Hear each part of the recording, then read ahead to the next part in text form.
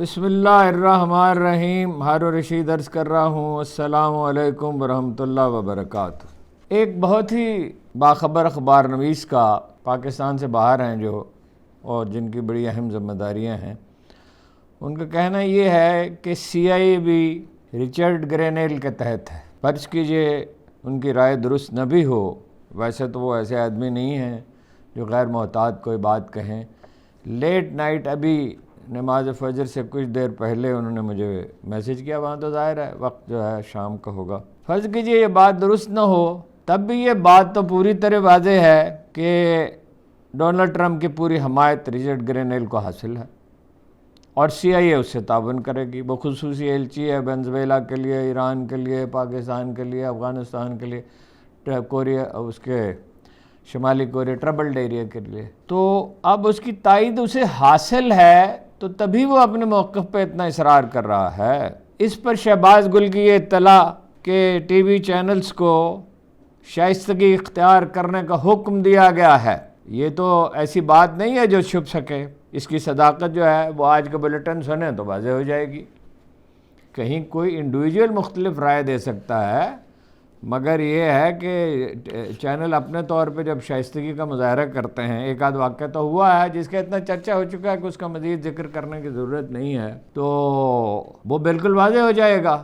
اور ظاہر ہے ان کے بڑے رابطے ہیں، وہ بڑے اہم مناصب پہ رہے ہیں. دیکھیے سینیٹر مشاہد حسین نے بہت پہلے کہا تھا، کئی ماہ پہلے، کہ ڈونلڈ ٹرمپ جیتیں گے اور وہاں سے ایک ٹیلی فون کال آئے گی. اب دیکھیے نا کتنے لوگ تھے جو یہ پیشین گوئی کرتے تھے. مشاہد صاحب کے اندازے بہت سے درست ہوتے ہیں، بیشتر اندازے درست ہوتے ہیں. وہ بہت کین آبزرور ہیں اور بڑی ان میں وہ ہے، بڑے فوکسڈ آدمی ہیں. کال تو ابھی نہیں آئی، لیکن اس لیے نہیں آئی کہ ٹرمپ کے اقتدار سنبھالنے میں 1 مہینہ باقی ہے. اور مشاہد صاحب کی دلیل بہت زوردار تھی کہ جب گرفتار کیا گیا تھا جنرل مشرف کے مارشل لا میں 22 اکتوبر 1999 کو، تو کس نے ان کی رہائی کا بندوبست کیا تھا؟ امریکی صدر نے، عربوں کی مدد سے. اب یہ ایسا کیوں نہیں ہوگا؟ رچرڈ گرینیل جو ہیں وہ دوسرے ماتحتوں کی طرح ایک ماتحت ہیں صدر ٹرمپ کے، لیکن ان کا اس قدر چرچا کیوں ہے؟ ان کے اس موقف ہی کی وجہ سے ہے نا. 32 لاکھ لوگوں نے ان کا ٹویٹ دیکھا ہے، اور بھی جو ایسے ٹویٹ ہوئے ہیں، برطانیہ سے ہوئے ہیں 10 لاکھ، 12 لاکھ، 15 لاکھ. تو اس سے کیا ثابت ہوتا ہے؟ عالمی معیار سے بھی یہ بہت غیر معمولی ہے یہ تعداد. ظاہر ہے کہ یہ زیادہ تر پاکستانی ہیں جو لوگ دیکھ رہے ہیں، خاص طور پہ سمندر پار پاکستانی، مگر دوسری اقوام کے لوگ بھی ہیں. آج کل سکھ پاکستان میں آئے ہوئے ہیں، سوشل میڈیا پہ ان کے انٹرویو ہو رہے ہیں. ایسی والہانہ وابستگی کے ساتھ وہ عمران خان کا ذکر کرتے ہیں اس راہداری کی وجہ سے جو بنائی گئی، جہاں آخری ایام گزرے تھے ان کے گرو نانک کے، جہاں وہ کھیتی باڑی کیا کرتے تھے، اور جہاں وہ مزار تو اس کو نہیں کہا جا سکتا، بہرحال مزار ہی ہے، اس لیے کہ کہا جاتا ہے کہ وہ ان کی وہ میت غائب ہو گئی تھی. یہ بڑا دلچسپ موضوع ہے، اس پہ کسی دن میں بات کروں گا. بہت سے لوگ اس پہ بلیو کرتے ہیں کہ آخری وقت میں وہ مسلمان ہو گئے تھے اور ان کے پاس بڑے مضبوط دلائل ہیں. بہرحال نہیں بھی ہوئے تھے تو بہدانیت پرست تو تھے، توحید کے تو وہ قائل تھے. ہم سب جانتے ہیں کہ 1 برس پہلے خلیج میگزین نے جو سروے کیا تھا، آپ میں سے بہت سے لوگوں کو یاد ہوگا، اس میں سوال یہ پوچھا گیا تھا کہ اگر آپ کو محمد بن سلیمان، طیب رضوان اور عمران خان میں سے کسی ایک سے ملاقات کا موقع دیا جائے تو آپ کس سے ملاقات کرنا چاہیں گے؟ 94% لوگوں نے کہا عمران خان سے. اور پاکستان میں جو ہوئے ہیں سروے، ان کا بار بار کیا ذکر کیا جائے. ایک ملک ہے ہالینڈ، عالمی سیاست میں تو اس کا کوئی بڑا کردار نہیں ہے، ہم اسے اس کے ٹولپ کے کھیتوں کی وجہ سے جانتے ہیں اور اس کے پنیر کی وجہ سے جانتے ہیں، اور وہ ایک بین الاقوامی مرکز ہے، دنیا کا شاید واحد ہوائی اڈہ ہے جتنے میں نے دیکھے ہیں جہاں اتنے ریستوران ہیں، اور اپنے پنیر کی وجہ سے مشہور ہے. انہوں نے کوئی 15-20 برس پہلے ایک سروے کرایا تھا کہ دنیا کی سب سے زیادہ کرشماتی شخصیت کون ہے، تو 4 آدمیوں کا نام تھا، اس میں عمران خان کا بھی نام تھا. اس وقت عمران خان کا سیاست میں کوئی کردار نہیں تھا جبکہ میں بات کر رہا ہوں، ابھی وہ ابھرے نہیں تھے. ابھی ان کی خبر بیک پیج پہ چھپتی تھی اور فرنٹ پیج پہ شاذ کبھی چھپتی تھی. تو وہ 4 شخصیات میں سے ایک تھے. اور باقی جو شخصیات ہیں میرا اندازہ ہے، میں نے کوئی اس کی تفصیل معلوم کرنے کی کوشش نہیں کی، ان کا تعلق کھیل سے ہوگا یا فلم کی دنیا سے ہوگا. کرکٹ سے دلچسپی رکھنے والی اقوام میں وہ ایک لیجنڈ ہے. کرکٹ کی 150-200 سالہ تاریخ میں کہ عظیم ترین کھلاڑیوں میں اس کا شمار ہوتا ہے اور اس کی انفرادیت بہت آشکار ہے. ایسی انفرادیت بہت کم کھلاڑیوں کے آشکار ہوگی. بعض سروے یہ بھی کہتے ہیں کہ وہ کرکٹ کی تاریخ کا عظیم ترین کپتان ہے، اور یہ 1992 کے اپنے ورلڈ کپ میں ظاہر ہوا. کبھی 4 میچ ہارنے کے بعد بھی کوئی ٹیم جیتی ہے. انڈیا نے جیتے ہیں، آسٹریلیا نے اس سے زیادہ شاید جیتے ہیں ورلڈ کپ کے مقابلے، لیکن عمران خان کے بعد کیوں نہیں جیت سکے؟ عمران خان کے بعد جو ٹیم تھی وہ کوئی بہت حیرت انگیز ٹیم نہیں تھی. اس کے بعد بھی وہ وہی وسیم اکرم تھے، وہی انضمام تھے، وہی دوسرے کھلاڑی تھے. پھر کیوں نہیں جیتے؟ ظاہر ہے کہ اس میں ایک لیڈر کی بعض خصوصیات ایسی پائی جاتی ہیں جو ہر ایک میں نہیں ہوتی. عمران خان کو اس وقت بھی ایک تنظیم ہے، نام ہے اس کا میرے ذہن میں نہیں، جو دنیا بھر کے لیڈروں کو جمع کرتی ہے. جب وہ سیاست میں نہیں تھا تب بھی اسے مدعو کیا جاتا تھا. سوئٹزرلینڈ میں بعض اجلاس ہوتے ہیں اور جگہ پہ ہوتے تھے اس کے، اور مہاتیر محمد تبھی اس کے واقف بنے تھے. 3 عوامل اس کے سوا بھی ہیں. اس کی غیر معمولی عزم و شجاعت، بدترین حالات میں چٹان کی طرح کھڑے رہنے کی اس کی صلاحیت. ثانیاً اس کی اور اس کے حامیوں کی المناک مظلومیت، جس کا چرچا دنیا بھر کے ذرائع ابلاغ میں مسلسل رہتا ہے. ہر اخبار میں، دنیا کے ہر اخبار میں، ہر ٹی وی چینل میں، ہر معتبر اخبار میں جس کا ذکر کرتا ہے. ایک اور پہلو بھی ہے جو بہت ہی اہم ہے، جسے ہمارے ہاں زیادہ توجہ نہیں دی جاتی.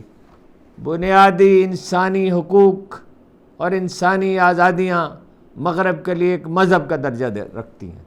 جس طرح ہمارے لیے ہمارا مذہب اہم ہے، نماز اہم ہے، روزہ اہم ہے، اللہ اور اس کے رسول پر اور قرآن کریم پر ایمان اہم ہے، ان کے لیے یہ بھی ایک مذہب کا درجہ رکھتا ہے.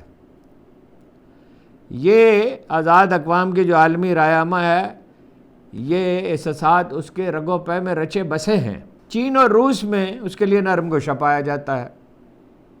ٹھیک اس دن جب یوکرین کی جنگ کا آغاز تھا، جب جنگ کا آغاز ہوتا ہے تو ہیجان اپنے عروج پر ہوتا ہے. 3 گھنٹے تک پریزیڈنٹ پیوٹن یکسو ہو کر، بالکل آسودہ ہو کر اس سے بات کرتے رہے اور حکم دیا کہ اس اثناء میں کوئی ٹیلی فون کال انہیں نہ ملائی جائے. صرف پاک روس تعلقات پر ان سے بات نہیں کی، روسی مسلمانوں کے بارے میں بہت تفصیل سے گفتگو کی اور کہا کہ 300 مساجد میں نے تعمیر کی ہیں تاکہ مسلمان آسودہ رہیں.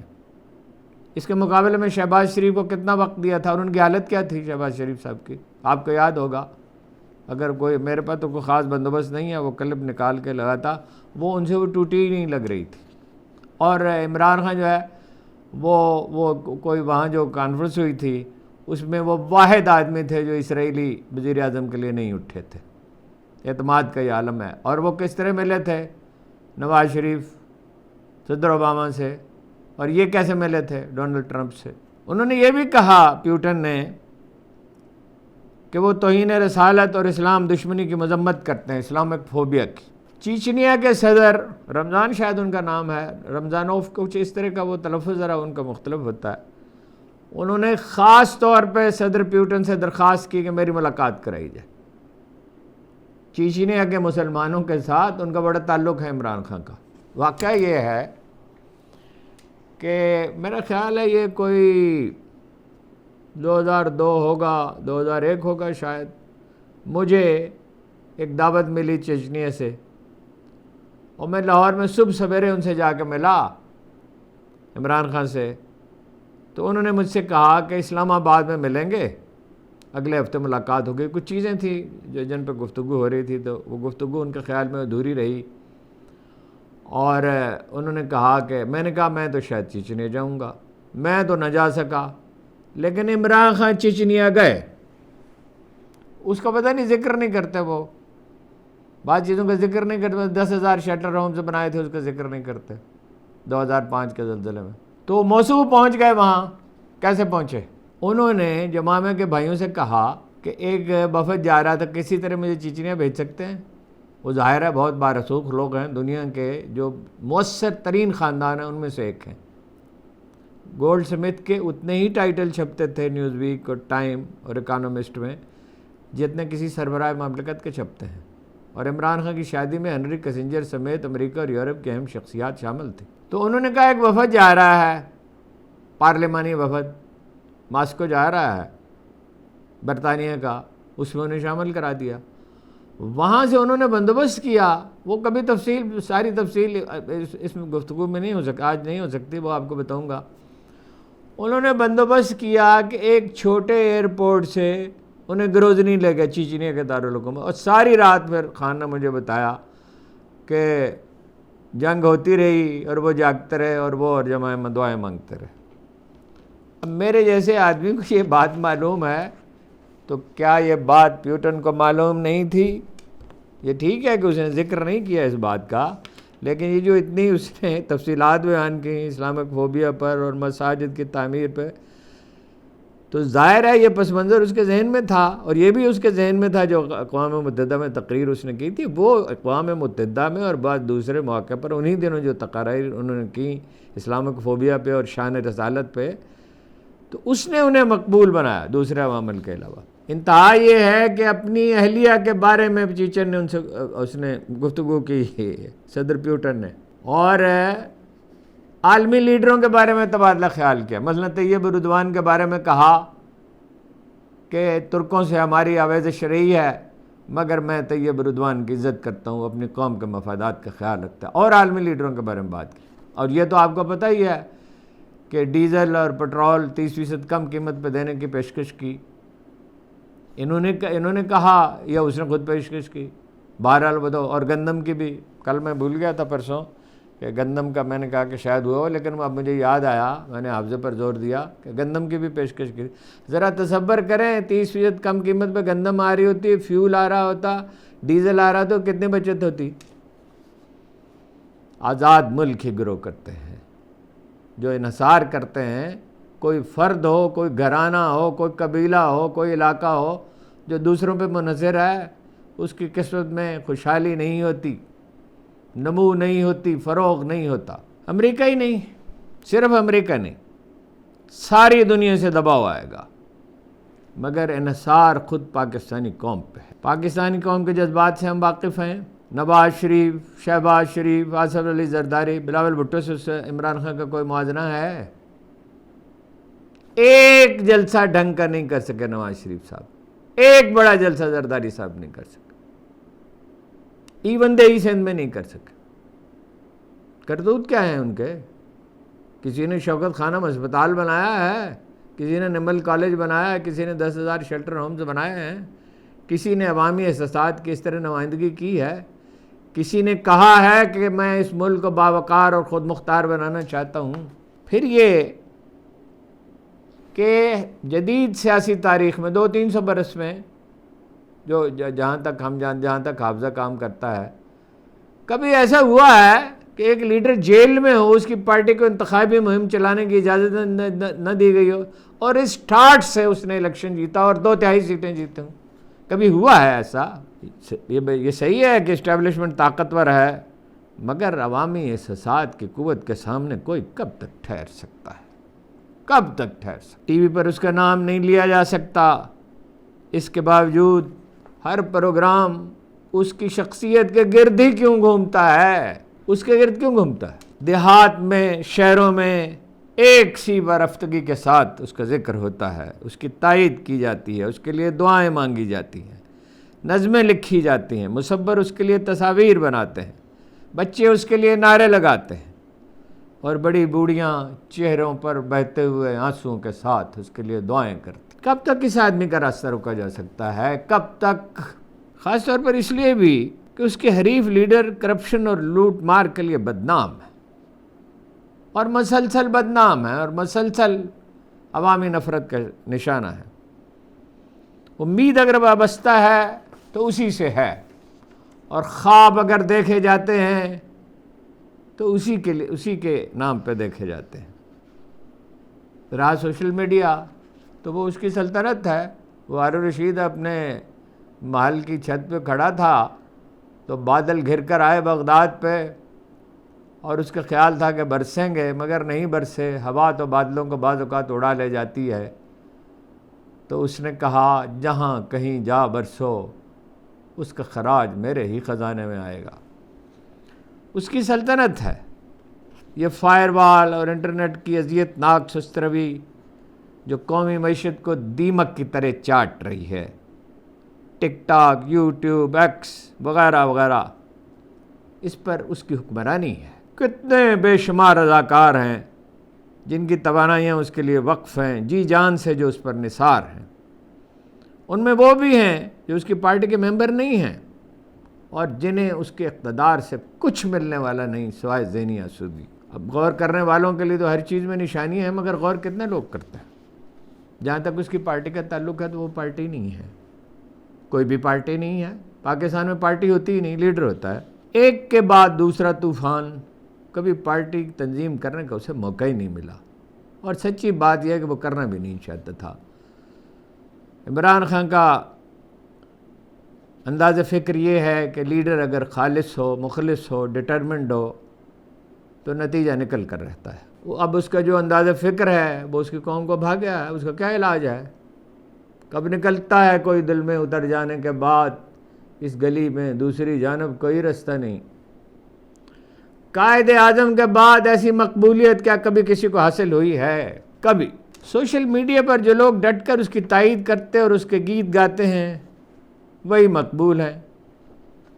کچھ تو اس قدر مقبول ہیں کہ حیرت ہوتی ہے، حیرت۔ جو بھی اس کی مخالفت کرتا ہے، تمسخر اڑاتا ہے، اس کی مقبولیت کم ہونے لگتی ہے، حتیٰ کہ میرے جیسے لوگ بھی زد میں آ جاتے ہیں جو بعض چیزوں پہ اختلاف کرتے ہیں، گرنے لگتی ہے۔ میں تو خیر مجھے الحمدللہ اس پہ شاد ہوں، اپنی رائے ڈٹ کر دینی چاہیے، اللہ کا شکر ہے۔ تو مثال کے طور پر سول نافرمانی کے بارے میں میری رائے مختلف ہے اور میں نے اس کا اظہار کیا ہے۔ اگر لوگ پسند نہیں کرتے ان کی مرضی ہے، ہر ایک کی اپنی رائے۔ جناب علی کرم اللہ وجہ نے فرمایا تھا ہر آدمی کا اپنا سچ ہوتا ہے اور ہر آدمی اپنے سچ کا ذمہ دار ہوتا ہے۔ یہ آپ سے منسوب ہے۔ کچھ اور نکات غور طلب ہے۔ مباحثہ یہ ہے کہ سمندر پار پاکستانی مبصرین حدود سے تجاوز کرتے ہیں۔ بنیادی طور پر یہ بات بالکل درست ہے، ان میں سے بعض کا لہجہ ناشائستہ ہے، مگر ان کا بھی ایک موقف ہے۔ ان کا موقف یہ ہے کہ اگر پرامن مظاہرین کے راستے کنٹینروں سے بھر دیے جائیں اور اگر سروں اور سینوں کو چھلنی کیا جائے تو وہ کیا کریں؟ اگر وہ فرط جذبات سے مغلوب نہیں ہوں گے تو کیا ہوگا؟ پھر شہباز گل ایسے لوگ ہیں جنہیں اذیتیں دی گئیں، ایسی اذیتیں جن کے ذکر سے گھن آتی ہے۔ اب صابر شاکر سے، ڈاکٹر معید پیرزادہ سے، صابر شاکر سے ہم کیا شکایت کرتے ہیں؟ کیا کریں؟ کیا کہیں ان سے؟